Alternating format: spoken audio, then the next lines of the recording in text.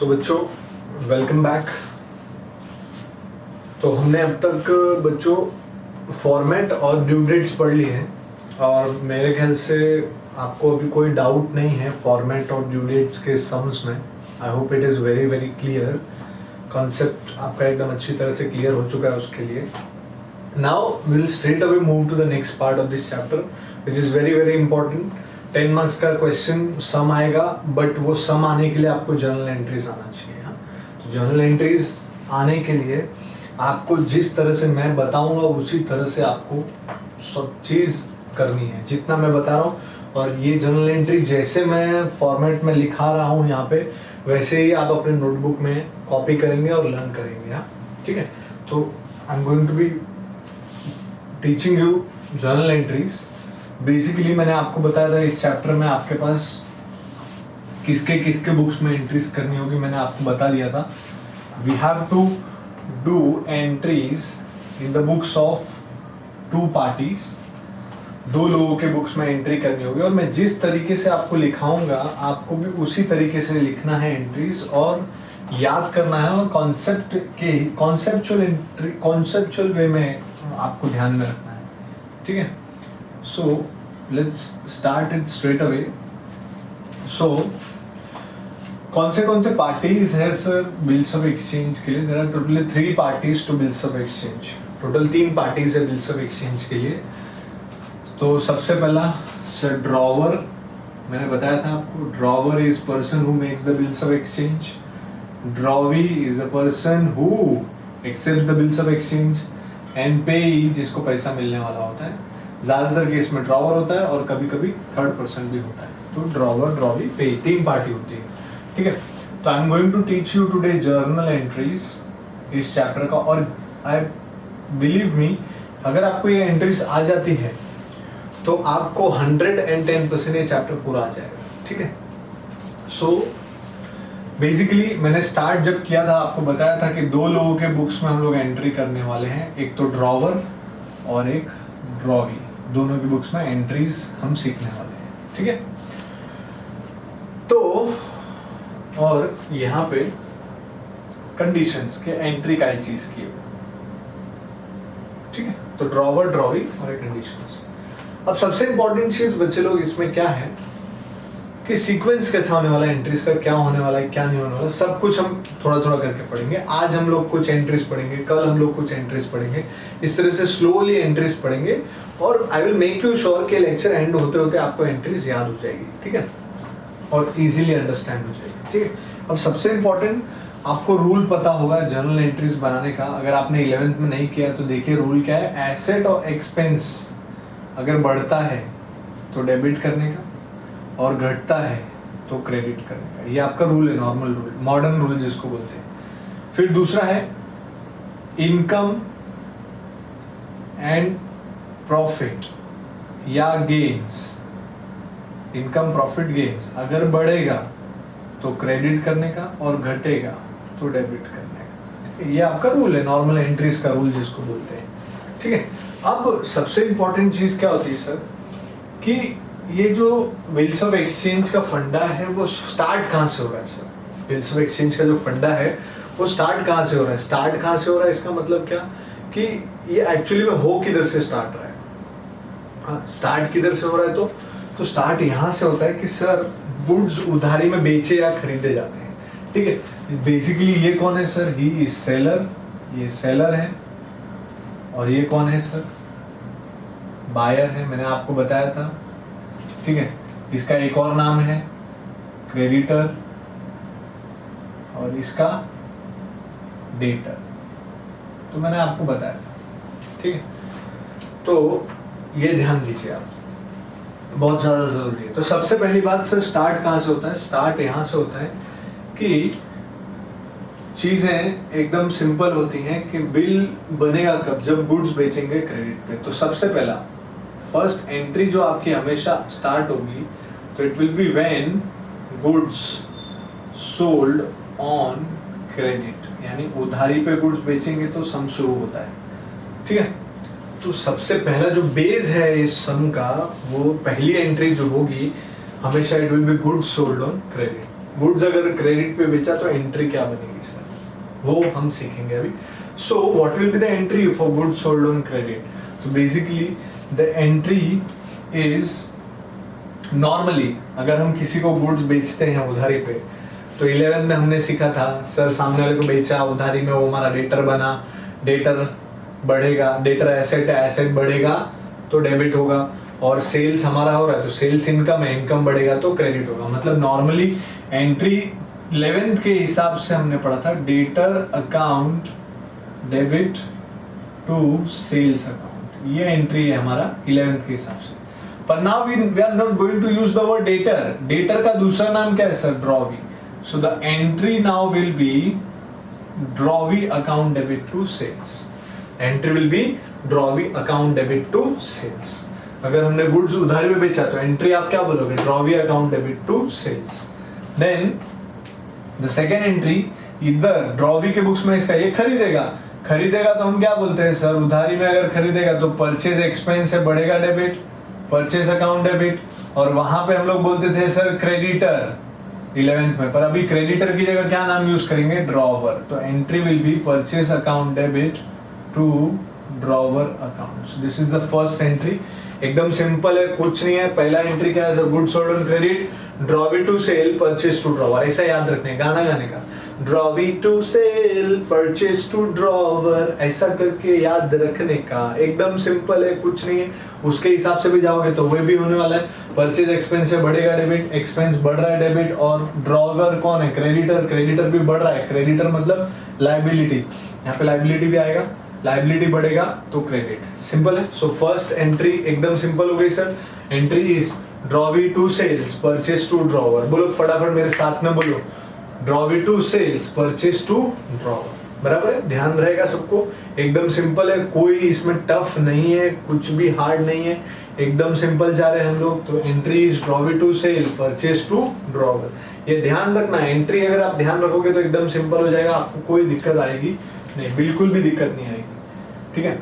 So next now, अब जैसे ही bill उधारी पे बेचा तो मैंने आपको बताया था काका क्या करता है, एक्सपीरियंस वाला बंदा है. अब एक्सपीरियंस होने के बाद वो क्या कर रहा था? बिल बनाएगा डायरेक्ट. तो क्या करेगा वो? उधारी पे बेचने के बाद तुरंत क्या बनाएगा? Bill. When bill is drawn, bill बना लिया and duly accepted. Bill draw कर दिया, बाद में ड्यूली एक्सेप्ट कर लिया. किसने एक्सेप्ट किया? ड्रॉवी ने. एंड रिटर्न्ड, बिल रिटर्न भी कर दिया टू ड्रॉवर. तो बिल बनाने की एंट्री. अब बिल बनाने की एंट्री क्या होगी सर? इसको ड्रॉवर को उस बिल से पैसा मिलेगा. अगर वो इस बिल से पैसा मिलेगा तो इसके लिए वो एसेट होगा. सो आई विल से एसेट का नाम क्या होगा सर? Bill receivable. क्या होगा इसके लिए? वो बिल रिसीवेबल, क्योंकि इसको मिलने वाला है. और इसके लिए वो होगा बिल पेबल. जैसे ही बिल बनेगा वो बिल, इसके लिए बिल रिसीवेबल, इसके लिए बिल्स पेबल, क्योंकि ये पे करेगा, ये रिसीव करेगा. अगर बिल रिसीवेबल है तो इसके लिए वो एसेट हो जाएगा, और एसेट इसका बढ़ेगा तो क्या करेंगे? डेबिट. तो entry will B bills receivable account debit. और सर ध्यान दीजिए, ये पहले इसका डेटर था, अब डेटर की जगह बिल रिसीवेबल बनेगा. डेटर की जगह बिल रिसीवेबल, ड्रॉवी की जगह बिल रिसीवेबल बनेगा. मतलब ये वाला एसेट कम हो जाएगा. सो ड्रॉवी कम हो जाएगा, ड्रॉवी कम होगा तो डेटर कम होगा, डेटर कम होगा मतलब क्रेडिट. तो ड्रॉवी अकाउंट क्रेडिट. एकदम सिंपल है. सो बिल रिसीवेबल टू ड्रॉवी. और इधर क्या हो जाएगा सर? इसके लिए बिल्स पेबल, तो इसकी लायबिलिटी बढ़ेगी. लायबिलिटी बढ़ेगी तो क्रेडिट करने का, तो to bills payable, to bills payable account. और ऊपर क्या हो जाएगा सर? इसे, ये जो था ये क्रेडिटर था, अब क्रेडिटर कम हो जाएगा, तो क्रेडिटर कम होगा तो एंट्री क्या बनेगी sir? Drawer account debit to bills payable. Okay. So I hope it is very simple, कुछ इसमें डिफिकल्ट वाली बात नहीं है. पहला entry drawee to sales, purchase to drawer. When, फिर दूसरा entry when bill drawn and duly accepted and return to drawer, bill receivable to drawee, drawer to bills payable. ठीक है. एकदम सिंपल जा रहे हैं हम लोग, एकदम कुछ भी इसमें इश्यू नहीं है, एकदम आराम से देखिएगा। एंट्रीज अगर आपको आएगी तो ही कुछ होगा, एंट्री नहीं आएगी तो बहुत दिक्कत हो जाएगी, इसलिए एंट्री बहुत अच्छे से आनी चाहिए। एंट्रीज आर मस्ट, मतलब मस्ट आना ही चाहिए, ठीक है। तो देखिए अब ये कैसे याद रखने का, ड्रॉवर के लिए बिल रिसीवेबल होता है, ड्रॉवी के लिए बिल्स पेबल होता है, एसेट बढ़ेगा तो डेबिट होता है, लायबिलिटी बढ़ेगा तो क्रेडिट होता है। अब एक एसेट कम भी हो रहा है, क्या डेटर कन्वर्ट हो रहा है बिल रिसीवेबल, अब वो हमारा डेटर नहीं रहा, अब वो हमारा क्या बन गया है सर, बिल रिसीवेबल। इसी तरह ये इसके लिए क्रेडिटर नहीं रहा, अभी ये बन गया है बिल्स पेएबल, क्योंकि आप सेम अभी आप बंदे से अमाउंट नहीं लेने वाले हो, आप बिल के थ्रू अमाउंट लेने वाले हो। पहले जब वो आपका ड्रॉवी था, डेटर था, तो आप उससे पैसा मांगने वाले थे और वो नहीं देता तो आप कुछ नहीं कर पाते, पर अब वो बन गया है बिल रिसीवेबल, तो क्या हो गया, ड्रॉवी कम हो गया। तो ड्रॉवी कम हो गया मतलब एसेट कम हो गया, ड्रॉवी मतलब डेटर, डेटर कम हुआ मतलब एसेट कम हुआ, तो वो क्रेडिट हो जाएगा, और एक एसेट बढ़ा तो डेबिट हो जाएगा। मतलब इन शॉर्ट जैसे ही बिल बनता है, जैसे ही बिल बनता है अपना डेटर कम हो जाता है और बिल रिसीवेबल बढ़ जाता है, और यहाँ पे जैसे ही बिल बनता है, बिल्स पेबल ये एक्सेप्ट करता है, तो बिल्स पेबल क्या हो जाता है, बढ़ जाता है, और क्रेडिटर क्या हो जाता है सर, कम हो जाता है, ठीक है। तो ये ध्यान रखना जरा, तो एंट्री याद रखना जरा, एकदम सिंपल है। ये नीचे आ जाएगा और ये ऊपर था तो ये नीचे था तो ऊपर आ जाएगा, तो ये एंट्री है आपकी, ध्यान में रखिएगा, ठीक है। So very important, when bill drawn, duly accepted and returned to drawer, bill receivable to drawee and drawer to bills payable. I hope there is no doubt in this. Next, third, sir ये bill जैसे ही drawer के पास आ जाता है, ध्यान से सुनिएगा, जैसे ही bill drawer के पास आ जाता है सर, ड्रॉवर के पास अलग अलग ऑप्शंस होते हैं ये बिल के साथ। क्यों बिल बनाया, ऐसे टाइम पास करने के लिए थोड़ी बिल बनाया, बिल से कुछ फायदा होगा काका ने तभी तो बिल बनाया है, तो क्या क्या फायदा है बिल का, वो क्या क्या कर सकता है। तो याद रखने का, ड्रॉवर के पास हमेशा याद रखना 4 ऑप्शंस होते हैं बिल के लिए। Drawer has 4 options. कितने ऑप्शंस, 4 ऑप्शंस, ठीक है, करके हम डिस्कस करेंगे, ठीक है। तो पहला ऑप्शन क्या है सर, बिल खुद के पास रखेगा, bill is retained. Bill is retained का मतलब क्या होता है सर, ड्रॉवर ने बिल ड्रॉवी से लेके अपने पास रख लिया, कोई दिक्कत नहीं है, बिल रिटेन हुआ, तो बिल रिटेन होगा तो सर अगर उसके पास ही रखेगा तो कोई एंट्री नहीं मारेगा, क्योंकि उसके पास रखने की एंट्री उसने मार ली, तो नो एंट्री, ठीक है। पहला ऑप्शन खुद के पास रख लेगा बिल। सेकेंड, वो क्या करेगा, बिल को डिस्काउंट करवाएगा बैंक के साथ, बिल डिस्काउंट विथ बैंक।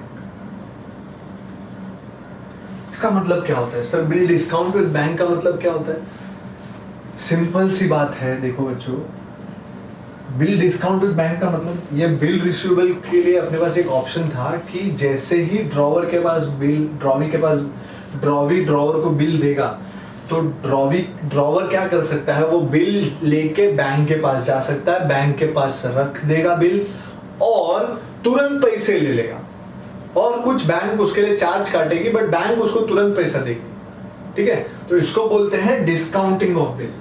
समझते हैं क्या बोल रहा हूं मैं आपको, डिस्काउंटिंग ऑफ बिल का मतलब क्या है सर, ये बिल किसके पास जाएगा, ड्रॉवर लेके जाएगा बैंक के पास, बिल बैंक के पास रखेगा, और वो अगर सपोज 50,000 का बिल है तो बैंक कुछ चार्जेस काटेगी, उतना चार्ज काट के बाकी का पैसा ड्रॉवर को दे देगी, ड्रॉवर मजे करेगा टेंशन फ्री, और जब ड्यू डेट आएगी तो बैंक जाएगी ड्रॉवी के पास और ड्रॉवी से पैसा लेगी, ठीक है। उसको बोलते हैं डिस्काउंटिंग ऑफ बिल, ठीक है। तो डिस्काउंटिंग ऑफ बिल हुआ तो क्या होगा सर, ड्रॉवर के पास पैसा आएगा, तो पैसा आएगा मतलब कैश या बैंक का बैलेंस बढ़ेगा, और कैश बैंक क्या होता है, एसेट, बढ़ेगा तो डेबिट, और बैंक उससे क्या चार्ज करेगी, डिस्काउंट चार्जेस, डिस्काउंट काटेगी, तो bank account debit, discount charges debit, ठीक है। Bank debit, discount charge debit करेगी, और ये जितने भी ऑप्शंस मैं बोलूंगा ना बच्चे लोग, उसमें ना नीचे क्रेडिट में हमेशा टू बिल रिसीवेबल आएगा, ध्यान रखना, क्रेडिट में हमेशा क्या आएगा सर, टू बिल रिसीवेबल। ठीक है, तो एंट्री क्या बन रही है अपनी, रिटेन बिल की नो एंट्री है। डिस्काउंट विद बैंक करेंगे तो एंट्री क्या बनेगी अपनी cash bank debit, discount charges debit to bill receivable, common, इसलिए मैंने यहाँ पे कॉमन लिख दिया है ना, तो आपको एंट्री याद करने में आसान रहेगा। What is discounting with bank? Discounting with bank मतलब drawer will go to bank और अपना बिल जो उसके पास था वो बैंक को दे देगा, बैंक उसके बदले उसको पैसा दे देगी, थोड़ा सा पैसा काट के। ठीक है, that is discounting charges. So that is second option. Third, तीसरा क्या होगा सर? तीसरा होगा ड्रॉवर क्या कर सकता है सर, एंडोर्स द बिल, इसको बोलते हैं एंडोर्समेंट, एंडोर्समेंट ऑफ बिल।